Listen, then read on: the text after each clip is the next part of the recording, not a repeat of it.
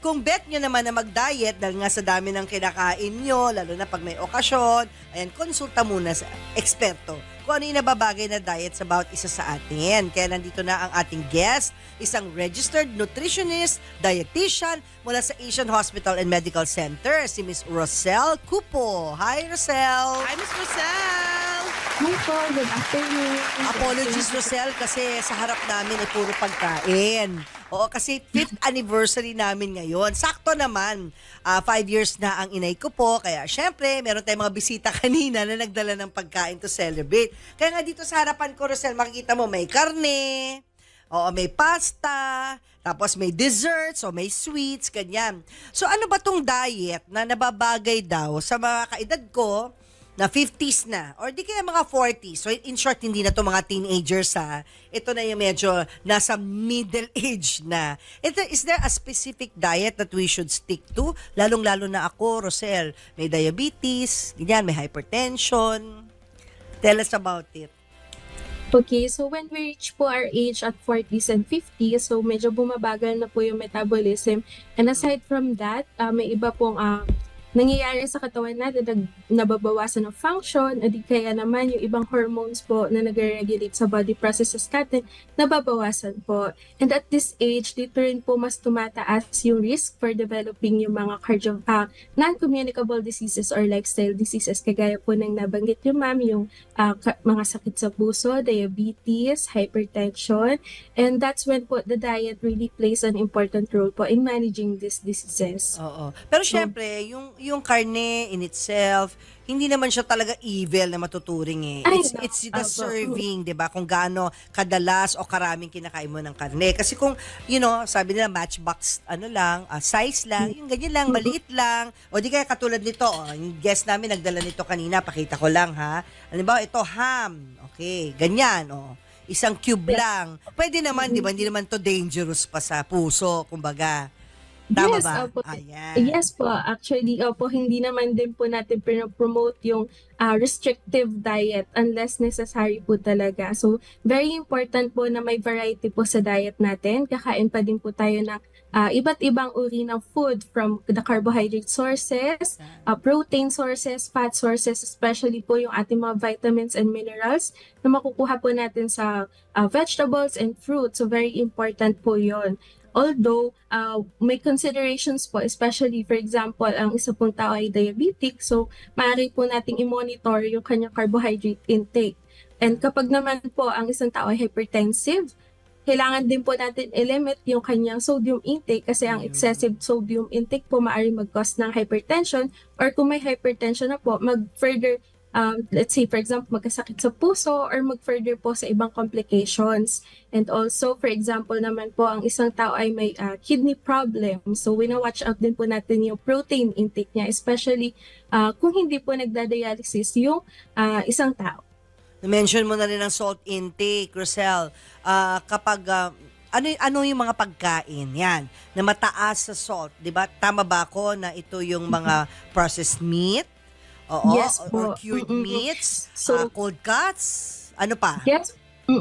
So, number one source po of sodium in our diet is the table salt. And also, sa mga Filipino po, mahilig po tayo sa mga sausawan. Patis-patis.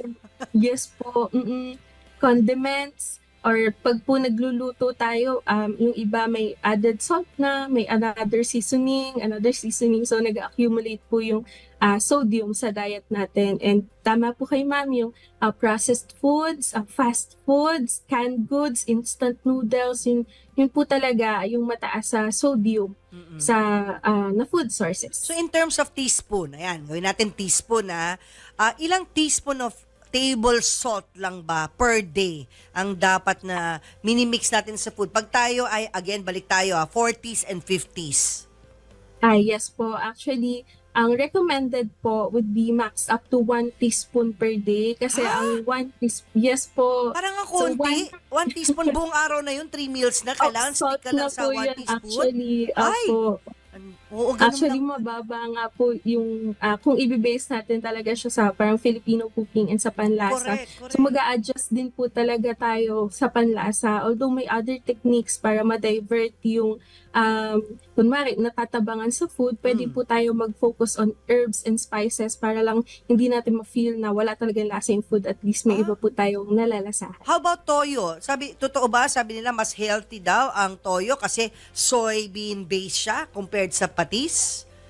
Okay. I understand. So, both po are tawag dito, rich sodium sources. So, let's say excessive pa din po yung gamit either soy sauce or patis, makaka-contribute pa rin po ito sa ating sodium intake. So, I can say na much better po yung yung Oh. soy sauce or Mm. dun sa patis.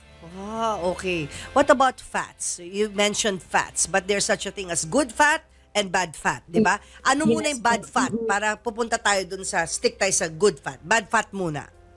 Okay. So yung kagaya po na na-mention ni ma'am, hindi naman lahat ng fats ay masama. So may Correct. good fats and may bad fats. Doon po muna tayo sa bad fats. Mm-mm. So ang isang fat ay natatawag na bad fats when it contributes lalo sa pag-develop ng mga cardiovascular diseases. So sa mga sakit sa puso, tataas yung cholesterol mo.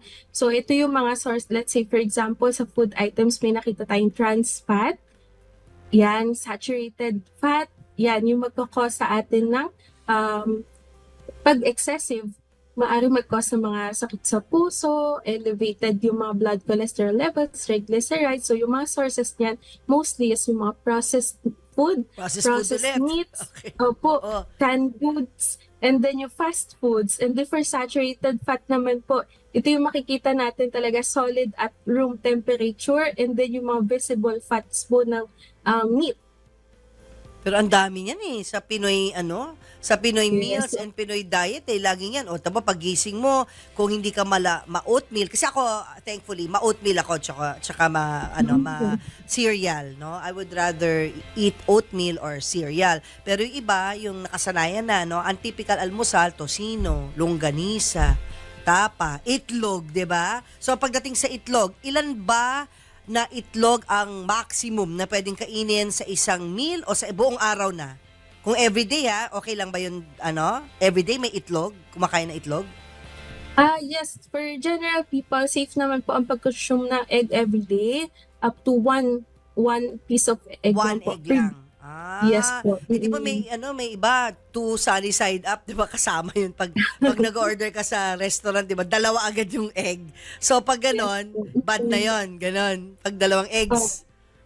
Yung kahit yung yolk mo po muna yung tanggalin, then kunin na lang yung egg Kasi white. yung egg So, white na para lang kasi rich in protein, Opo. no? Wag na kainin yung yolk. So kung kakainin yung yolk, 1 egg yolk lang a day.